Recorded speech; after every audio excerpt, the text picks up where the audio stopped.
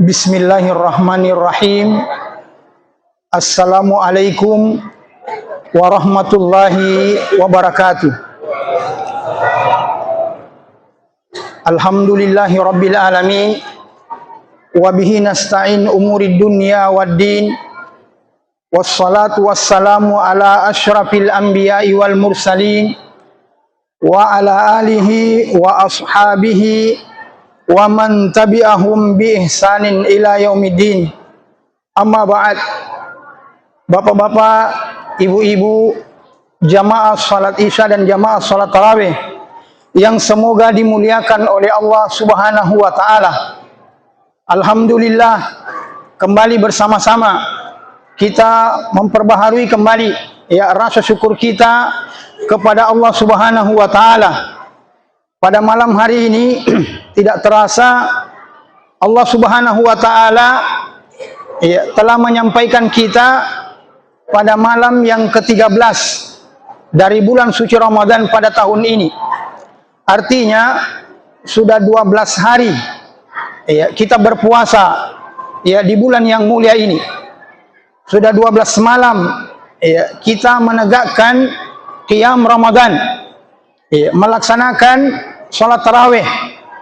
Kemudian sudah 12 hari kita mengisinya dengan tilawatul Quran, dengan memperbanyak tilawatul Quran, zikir, doa, sedekah dan semua amalan-amalan soleh, semua amalan-amalan kebaikan yang kita kerjakan. Satu harapan kita bersama, mudah-mudahan semuanya mendapatkan ganjaran dan balasan yang sempurna di sisi Allah Subhanahu wa taala, terlepas dari kekurangan yang ada dari pelaksanaan ibadah tersebut.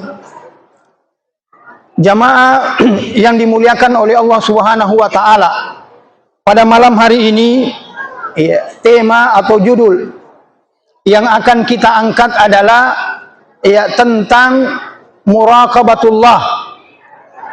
Apa itu muraqabatullah? Muraqabatullah adalah perasaan diawasi oleh Allah, perasaan dilihat oleh Allah Subhanahu wa taala. Ini sangat penting dimiliki oleh orang-orang yang beriman. Karena dengan perasaan muraqabatullah, dengan perasaan senantiasa merasa diawasi oleh Allah, maka minimal dua keutamaan yang akan kita dapatkan. Yang pertama adalah kita akan bersemangat melakukan amalan kebaikan. Kita akan bersemangat melakukan amalan-amalan kebaikan. Kenapa? Kita dilihat oleh Allah, kita diawasi oleh Allah. Yang kedua, kita tidak akan berani melakukan hal-hal yang dilarang oleh Allah. Kita tidak akan berani melakukan hal-hal yang bisa membuat Allah murka. Kenapa? Kita meyakini bahwa Allah sedang melihat kita. Allah sedang memandang kepada kita. Bahkan di dalam Al-Quran, di dalam banyak ayat, Allah Subhanahu wa taala mengatakan, "Innallaha yaghfulu amma ta'malun." Sesungguhnya Allah tidak akan pernah lalai dari apa yang kalian kerjakan. Innallaha khabirum bima ta'malun. Sesungguhnya Allah Subhanahu wa taala maha teliti terhadap apa yang kalian kerjakan. Dan ayat-ayat yang semisal, bahwa Allah Subhanahu wa taala mengetahui yang gaib dan yang nampak. Yang tersembunyi di dalam hati Allah tahu. Oleh karena itu, tidak ada alasan bagi kita untuk kemudian melakukan pelanggaran. Tidak ada alasan bagi kita untuk kemudian melakukan hal-hal yang bisa membuat Allah murka, yang bisa membuat Allah marah kepada kita semua. Jamaah yang dimuliakan oleh Allah Subhanahu wa taala, tentang sifat muraqabatullah, dahulu kala di zaman sahabat ridwanullahi anhum ajma'in, di zaman Umar bin Khattab radhiyallahu anhu, beliau pernah bepergian bersama dengan budaknya. Kemudian di tengah perjalanan, beliau kekurangan makanan, beliau kehabisan bekal, maka beliau terus berjalan.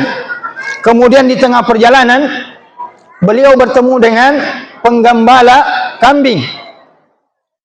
Kemudian Umar bin Khattab radhiyallahu anhu menghampiri penggembala itu dan mengatakan, wahai penggembala kambing, berikan kepada kami kambingmu 1 ekor. Kami kehabisan bekal, kami kehabisan makanan, kami ingin membeli kambingmu 1 ekor. Maka penggembala ini mengatakan, maaf tuan, saya hanya penggembala. Kambing ini ada yang punya, bukan saya penggembalanya. Maka Umar bin Khattab radhiyallahu anhu kemudian ingin menguji dan mentes penggembala ini dengan mengatakan, gampang gitu, bilang saja hilang 1, atau bilang diterkam serigala, kan banyak sekali gembalaannya, banyak sekali kambing gembalaannya. Maka kalau hilang 1, tidak akan membuat majikannya curiga. Tapi apa kata penggembala ini? Bilang tidak. Saya tidak berani berkhianat kepada majikan saya. Kembali dibujuk oleh Umar bin Khattab radhiyallahu anhu. Tapi tetap majikan ini mengatakan satu perkataan pamungkas yang kemudian membuat Umar bin Khattab itu tidak berkutik, tidak bisa lagi berkata-kata. Ketika penggembala ini mengatakan, tuan, memang majikan saya tidak melihat, majikan saya tidak menyaksikan, majikan saya tidak mengetahui, bahkan ketika saya berdusta kepadanya bahwa kambingnya dimakan serigala, kambingnya hilang, kambingnya mati dan seterusnya. Tetapi pertanyaannya adalah, aina Allah? Di mana Allah Subhanahu wa taala? Di mana Allah Subhanahu wa taala? Allah Subhanahu wa taala pasti Maha mengetahui dengan apa yang saya lakukan, dan pasti akan Allah tanya kepada kita, kepada saya, tentang kambing yang saya selewengkan ini.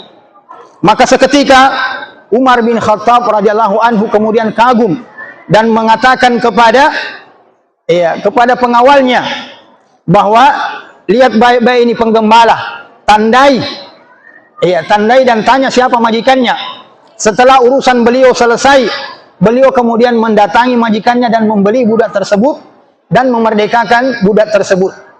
Ketika ditanya oleh orang-orang kenapa dia mau memerdekakan, kenapa dia mau membeli dan memerdekakan budak ini, kata Umar bin Khattab, budak ini adalah orang yang beriman kepada Allah Subhanahu wa taala. Tidak pantas dia menjadi budak karena dia beriman kepada Allah Subhanahu wa taala. Jamaah salat tarawih yang dimuliakan oleh Allah Subhanahu wa taala. Kisah yang kedua yang menunjukkan kepada kita hebatnya pengaruh muraqabatullah. Hebatnya pengaruh muraqabatullah. Kisah yang kedua adalah kisah yang disebutkan oleh Nabi sallallahu alaihi wasallam dari Abu Hurairah radhiyallahu anhu. Ada satu kisah yang disampaikan oleh Nabi sallallahu alaihi wasallam, kisah Bani Israel. Pada suatu hari ada salah seorang dari Bani Israel yang datang ke suatu kampung untuk kemudian meminjam kepada sesamanya Bani Israel. Ingin meminjam 1000 dinar. Ketika dia mendatangi seseorang yang akan dia tempati untuk meminjam 1000 dinar, bukan uang sedikit. Dinar itu mata uang emas di zaman dahulu. Kalau mau dikonversi ke rupiah hari ini, 1000 dinar itu kurang lebih 6 miliar rupiah. Maka dia katakan kepada orang tersebut, saya ingin meminjam 1000 dinar, saya butuh 1000 dinar. Maka orang ini mengatakan, boleh, tetapi tolong datangkan kepada kita Iya, saksi. Siapa yang menjadi saksi bahwa Anda meminjam kepada saya 1000 dinar? Maka orang ini kemudian mengatakan, iya, cukuplah Allah yang menjadi saksi bagi kita. Iya. Maka orang ini mengatakan, boleh. Iya, saya reda Allah yang menjadi saksi di antara kita. Kemudian yang kedua, orang ini yang akan meminjami 1000 dinar mengatakan, iya, kalau begitu sekarang coba cari orang yang bisa menjadi penjamin bahwa Anda memang layak untuk dipercaya meminjam dan Anda akan bertanggung jawab terhadap pinjaman ini. Carikan saya orang yang bisa menjadi jaminan Anda.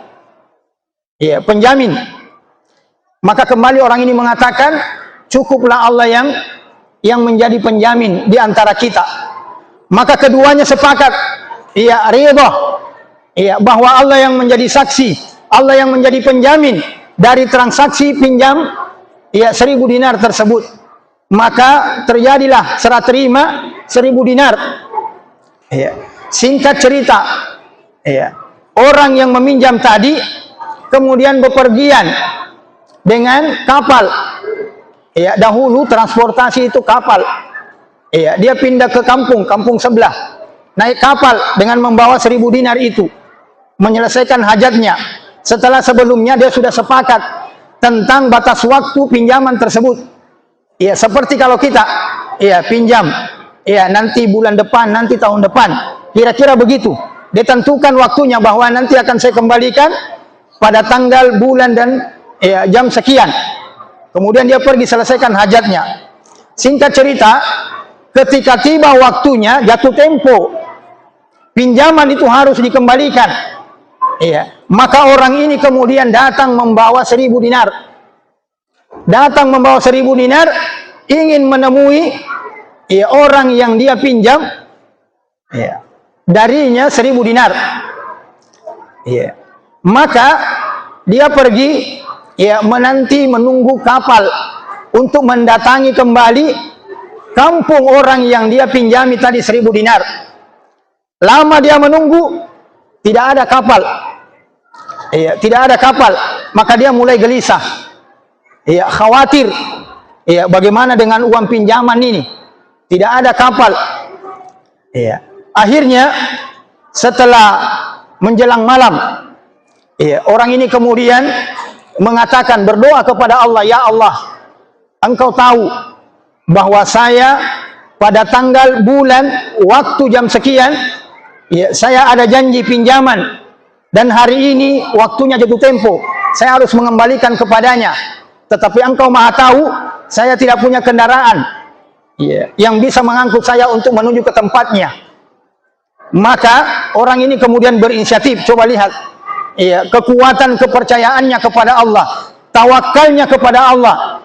Dia ambil, yeah, kayu, kemudian dia belah, kemudian dia masukkan itu 1000 dinar. Kemudian dia tutup kembali, kemudian dia ikat, dan dia juga tulis surat. Ia tulis surat, ia ditujukan kepada orang yang meminjaminya uang. Iya, kemudian itu setelah itu dia lempar ke laut dengan mengatakan, ya Allah, Engkau yang menjadi saksi, Engkau yang menjadi penjamin atas pinjaman ini. Maka sampaikanlah uang ini kepada yang bersangkutan. Bismillah. Kemudian dia pergi. Iya. Di lain, ya, tempat, orang yang diberikan pinjaman juga berada di pinggir laut, menanti mana ini kapal yang mau datang mengangkut orang yang mau bayar ini utangnya 1000 dinar. Iya, dia juga gelisah, mana ini orangnya. Iya, jangan sampai dia lupa. Iya, dahulu tidak ada alat komunikasi. Iya, akhirnya dia bilang, wah, ini sudah mau menjelang malam.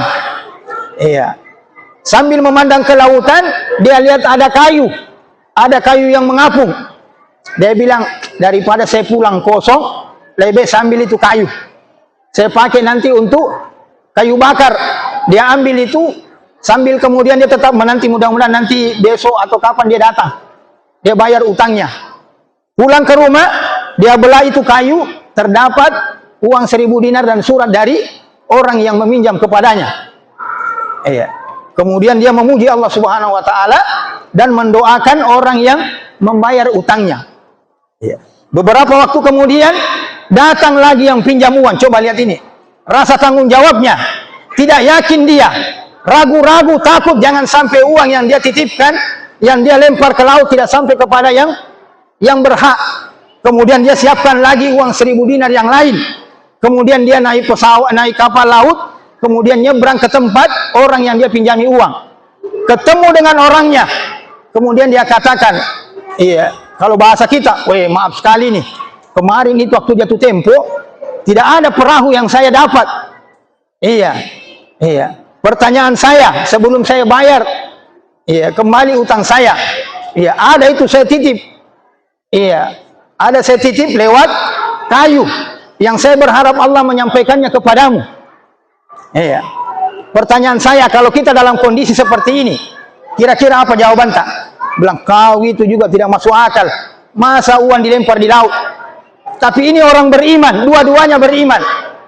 Orang yang mendapatkan pinjaman mengatakan, iya, subhanallah, Allah subhanahu wa ta'ala yang kita jadikan sebagai saksi, Allah subhanahu wa ta'ala yang kita jadikan sebagai penjamin, telah menyampaikan uang yang engkau lemparkan ke laut, lengkap dengan suratnya, maka kembalikan itu uangmu.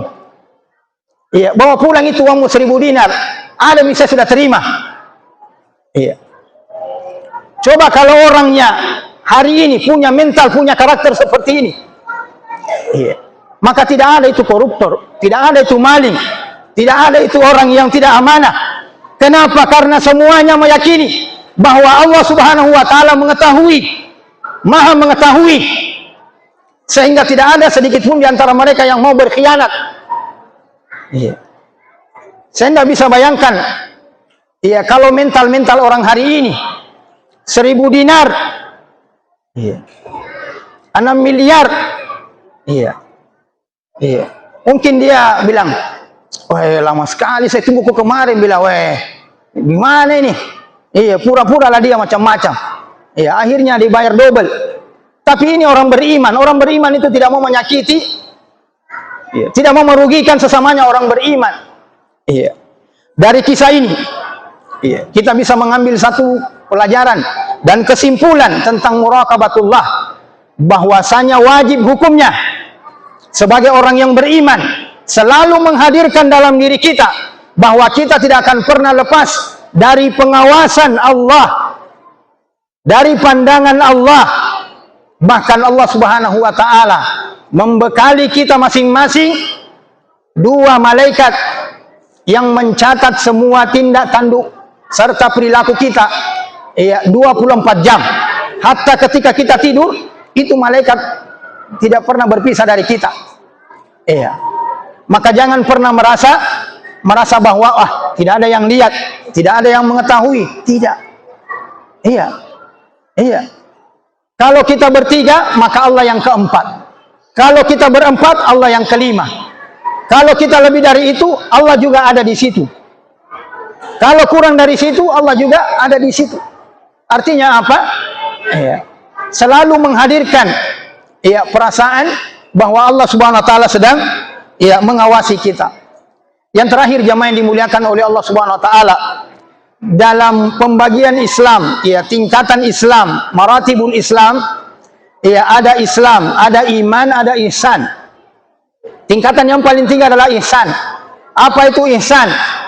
Anta'budallaha ka'annaka tara, fa illam takun tara, fa innahu yara. Iya, ihsan itu adalah engkau beribadah kepada Allah, iya, dan engkau meyakini, iya, engkau beribadah kepada Allah seolah-olah engkau melihat Allah.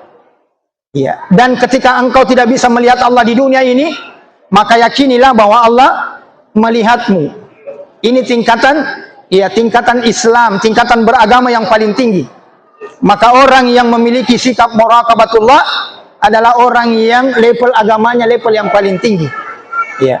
Oleh karena itu jamaah yang dimuliakan oleh Allah Subhanahu wa taala, dari 2 kisah ini mari kita belajar, dan dari Ramadan, dari puasa, mari kita belajar untuk kemudian terus menanamkan dalam diri kita perasaan diawasi, ya, oleh Allah Subhanahu wa ta'ala. Mudah-mudahan dengannya ibadah kita menjadi ibadah yang berkualitas, ibadah yang ikhlas, ya, kepada Allah Subhanahu wa ta'ala. Yang terakhir, mari kita berdoa kepada Allah Subhanahu wa taala. Mudah-mudahan Allah Subhanahu wa taala menerima semua amalan ya kebaikan kita di bulan Ramadan yang mulia ini. Mudah-mudahan kita diberikan kesempatan oleh Allah untuk menyempurnakan Ramadan pada tahun 1446 Hijriah ini, dan kita semua keluar berpisah dengan bulan suci Ramadan pada tahun ini dalam keadaan diampuni semua dosa-dosa kita, dalam keadaan kita dimasukkan ke dalam barisan orang-orang yang bertakwa. Subhanakallahumma rabbana wa bihamdik asyhadu an la ilaha illa anta astaghfiruka wa atubu ilaik. Wa akhiru da'wana alhamdulillahi rabbil alamin. Wassalamu alaikum warahmatullahi wabarakatuh.